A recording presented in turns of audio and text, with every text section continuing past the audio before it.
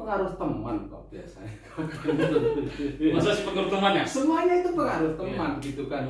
Seandainya kita itu benar-benar lurus gitu kan. Sementara kita banyak teman-teman kita yang agak menyimpang gitu kan, atau yang tidak lurus, biasanya pasti ngajak. Ketika kita nggak mau, kok kayaknya kok cari betul gitu kan, akhirnya kita ada kasus begitu. Ada yang seperti begitu ada gitu kan.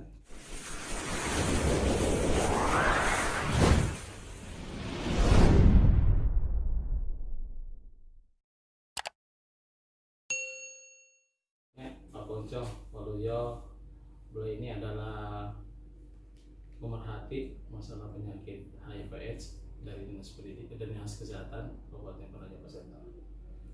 Apa kabar, Pak? Alhamdulillah baik. Sibuk ya? Enggak terlalu sebenarnya. Masih ngurusin HIV? Sekarang saya lebih fokus, jadi saya di penyakit menular yang bersumber binatang. Tapi yang sekarang ini di Kabupaten Penajam ini lebih ke malaria. Karena memang angka kasusnya tinggi, termasuk juga DBD. Ya, DBD. Tapi kan masih konsen juga ke HIV? Masih konsen. Saya lebih ke apa ya? Teman-teman yang masih dulu yang kita temukan masih sering kontak dengan saya, diskusi, bahkan kita sering kumpul bareng. Jumlah sekarang berapa sih? Saya di 2019 itu sekitar ada sudah 67 per tahun. Ya per tahun itu yang untuk angka baru paling nggak di 15 sampai 20. Untuk tahun ini? Untuk tahun ini sudah 14. Sudah 14. Itu udah mana ya? HIV ini sekarang menyentuh ke semuanya, ya, semua pekerjaan, semua profesi, ya, baik yang swasta maupun negeri ada gitu, ya, mulai dari petani, pedagang gitu kan, ya, juga termasuk ASN ada semuanya, ya, ada juga. Itu rata-rata bukan karena dulu kan jalur suntik ya, suntik, sekarang sudah beralih lagi, ya. Itu hubungan seksual. Jadi kalau dulu kita masih di tahun mungkin sebelum 2000, tahun 2000-an itu kita sering masih ada beberapa yang menggunakan jarum suntik yang sama itu yang khawatirkan itu. Kemudian ada yang kita jauh ke belakang dulu, donor darah tidak ada screening. Ada juga yang beberapa kasus yang ada di Kabupaten Penajam ini karena donor darah gitu, karena donor darah. Tapi sekarang sudah tidak lagi. Sekarang lebih kepada perilaku seks atau orang tua yang ditularkan kepada anaknya karena untuk proses persalinan, atau suami ditularkan kepada istri. Tapi tidak istri menularkan ke suami. Iya, ada juga. Iya. Suami, istri menularkan. Iya, masing-masing bisa. Istri bisa menularkan ke suami, suami bisa menularkan. Tapi itu loh.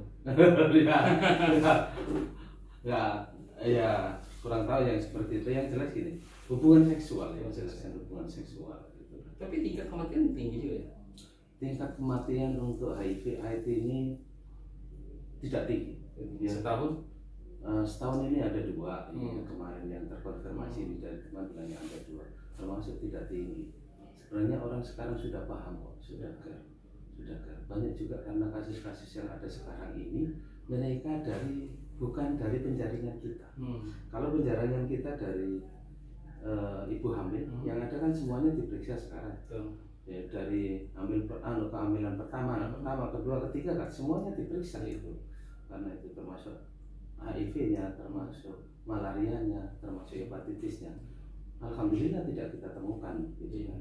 Berarti suami tidak menularkan ke istrinya gitu kan, tidak ditemukan. Tapi sekarang lebih orang-orang karena keluhan dia sekarang sudah media sudah terbuka untuk kita mengetahui gejala-gejalanya, orang akhirnya datang ke puskesmas. Saya minta diperiksa ini, saya minta diperiksa ini. Berarti kesadaran cukup tinggi. Sudah, kesadaran cukup tinggi. Terus, ini kan tadi ada PNS ya, ada oknum PNS yang berapa persen sih dari jumlah dari? Hitung-hitungan saya sedikit ya, sedikit sekali. Nah, sedikit, nggak sampai ke 10%. Itu faktor karena sering keluar daerah atau gimana? sekarang nggak keluar daerah loh, semuanya bisa on call gitu kan. Iya. Menurut saya loh saat ini ya. Bisa BO ya? Iya, bisa pesan gitu kan, semuanya bisa seperti itu gitu kan. Jadi nggak harus keluar daerah. Nah, kalau apalagi sekarang keluar daerah, dananya kan terus terang sesuai budget kan, Iya. jadi nggak ada lebihnya gitu kan.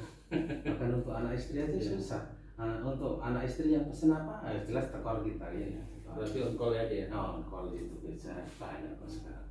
Katanya ada PNS juga yang mohon maaf ya, mohon maaf, bisa melakukan hubungan suami istri bisa juga dengan sesama jenis ya, itu yang kena. Saya nyatakan itu ya ada. Jadi perilaku, intinya perilaku yang menyimpang, perilaku yang menyimpang. Kalau yang tidak pada jalannya dipakai itu biasanya ya kan gitu. Iya. Yang justru mereka berisiko. Kenapa berisikonya? Karena jelas terjadi perlukaan. Itu sudah ada jalannya loh. Iya. Allah menciptakan itu kan jalanmu di situ gitu kan. Kenapa jalan Kenapa lain? mencari jalan yang lain? Cari jalan yang sesat. Jelas yang jelas ada perlukaan. Intinya kalau seandainya gitu, walaupun seandainya ini seorang, misalnya seorang laki yang sudah dia penderita HIV ya kan, tapi yang perempuan ini dalam keadaan posisinya dia bagus ya, CD4-nya bagus di atas 450, dia juga tidak ada kemungkinan untuk tertular gitu. Cuman itu tadi harus ada di jalan-jalan yang benar gitu. Jalan yang sesat. Iya. Sudah disiapkan. Tapi sebenarnya itu semuanya itu penyimpangan perilaku menurut saya. Sudah ya mungkin kalau masa-masa lagi pencarian jati diri wajar-wajar aja gitu kan. Kalau sudah di atas 40 up itu idealnya sudah melihat kita. Yang hati tinggal menunggu gitu ya. Berarti jangan bangga ya kalau APBD kita tinggi ya. Terus banyak keluar daerah, jangan bangga. Oh, jangan bangga ya, jangan bangga ya. Jangan bangga kita. APBD kita tinggi, sering jalan. Sebenarnya gini, itu pengaruh teman kok biasanya. Masa sih pengaruh teman ya? Semuanya itu pengaruh teman gitu kan. Seandainya kita itu benar-benar lurus gitu kan. Sementara kita banyak teman-teman kita yang agak menyimpang gitu kan, atau yang tidak lurus, biasanya pasti ngajak. Ketika kita nggak mau, kok kayaknya kok jaim betul gitu kan, akhirnya kita ada kasus begitu. Ada yang seperti begitu ada gitu kan.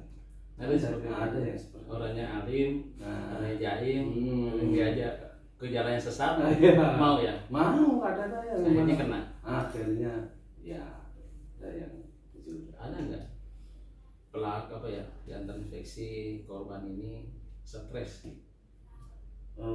Saya yakin semuanya rata-rata ya orang yang ketika dijas dia HIV pasti sudah, pasti stres itu pasti itu sudah, nggak mungkin nggak. Berarti ada pendampingan ya? ada pendampingan. Di sini dulu saya sering melakukan pendampingan itu sama Pak Jody gitu kan, Pak Jody sering. Memang harus yang orang yang ketika kena dijas dia terkena HIV, dia mendapat pendampingan. Tapi berapa lama itu dibutuhkan supaya mereka bisa normal kembali? Maksudnya secara psikis. Tapi tergantung kok ya. Saya melakukan pendampingan ini ada beberapa gitu kan. Ada yang ketika saya lakukan pendampingan ternyata dalam seminggu aja sudah dia care, sudah bisa menerima, ada.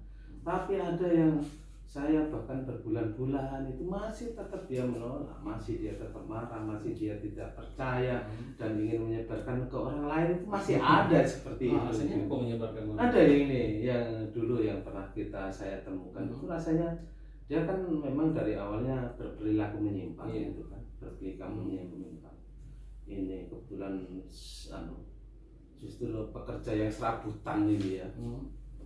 Dia rasanya ketika saya dinyatakan kena itu rasanya marah dia.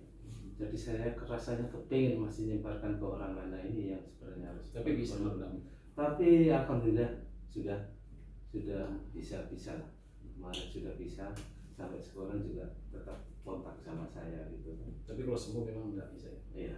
Kalau sembuh ya memang nggak bisa, tapi yang penting kan sebenarnya tidak akan menularkan ketika ketahanan tubuhnya dalam CD4-nya itu normal, paling di atas 450.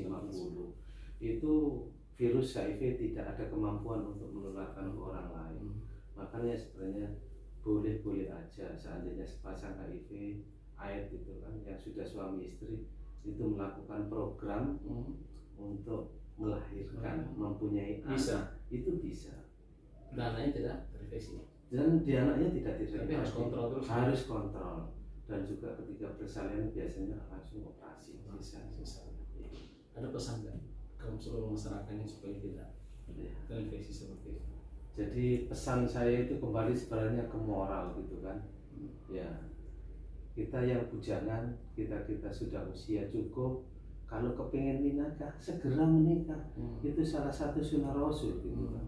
Ya, Gak menikah? Cepat menikah. Kalau yang masih jomblo, yang masih jomblo gitu, yang masih muda ya kan, daripada melakukan hubungan seks di luar nikah. Kalaupun seandainya ya kan, jauh dari mana-mana ya harus menggunakan safety, tapi ya tetap aja janganlah ya, janganlah ya.